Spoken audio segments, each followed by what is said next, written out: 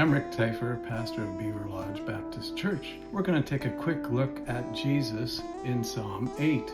Right away in verse 5, we say, Jesus is the man who is made a little lower than the angels and crowned with glory and honor. In verse 4, the Word was made flesh, and Jesus dwelt among man to show the Lord is mindful of man by the Son of Man visiting us in the flesh.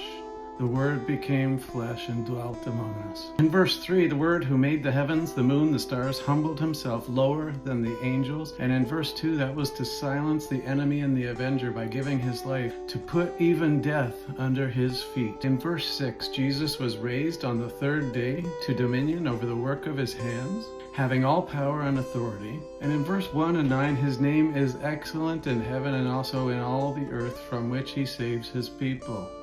Why? Because he became flesh, he lived a perfect life of righteousness, he died on the cross for their sins, he rose again and he rules and he reigns, and all those who love him in their hearts. His name is excellent. And that's not just in heaven, but in their hearts, in their minds, in their lives. In verse 1, Jesus is seated at the right hand of his Father, having set his glory above the heavens. And in verse 2, by his incarnation, life, death, and resurrection, and imputation of his righteousness, to those who believe, he has silenced the enemy and avenger as the believer's representative.